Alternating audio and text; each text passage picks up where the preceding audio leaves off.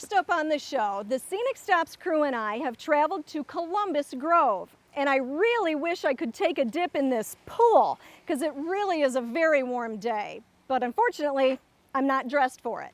But this is a very special pool because it is on the list of Ohio historic places. Now, why would a pool be an historic place?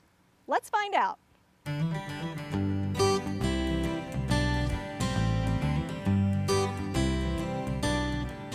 Well, now I am joined by a man who knows all about Columbus Grove, Mr. Skyler Mayberry. And Skyler, thanks for joining me today. Thank you for having us. We are at this wonderfully beautiful pool, and we have a quarry over here too. It's just gorgeous. So please tell me, why is this area so important that it is on the Registry of Ohio?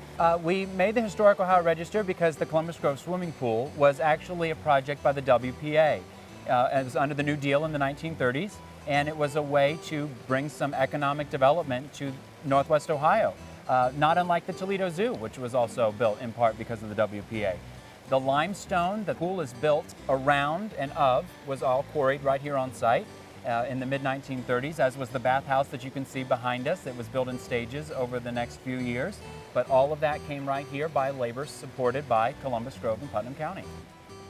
This is a real mark of pride for Columbus Grove because this is unique to our community and it's what sets us apart.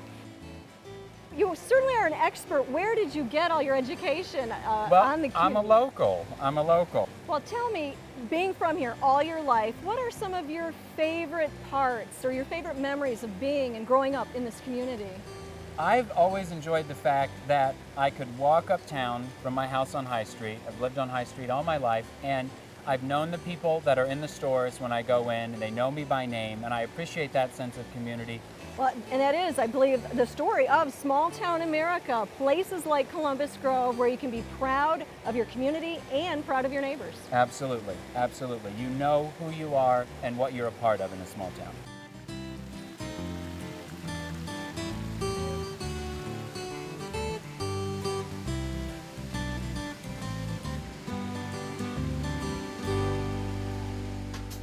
Well, we're still here celebrating Columbus Grove, and I am so pleased to be here with the mayor, Mr. Ken Wright. Thank you so much for joining me. Thank you for coming. What would you say is one of your favorite parts of being a part of this community? What are the strengths? When I look at the strengths of a small town, it's community.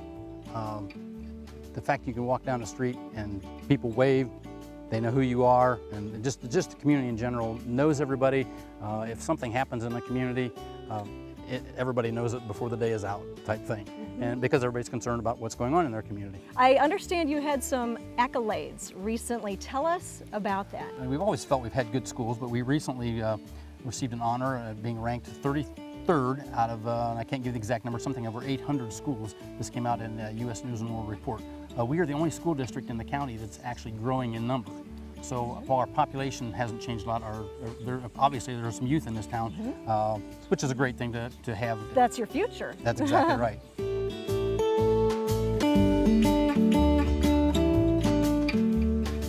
Now, right now you are celebrating a big anniversary here in the community. Tell me about the sesquicentennial. That's right. This is our sesquicentennial of 150 years of incorporation. 1864, Columbus Grove became incorporated. First of all, when you have a milestone like 150 years, you've got to do something. You have to look at your past and look at what you are before you can start going out into the future. At the centennial was just a tremendous community event, much bigger than it is even this year at our 150th. And we have letters written by people of that era commenting how that brought the community together. That was our effort here, was to try to keep that community spirit.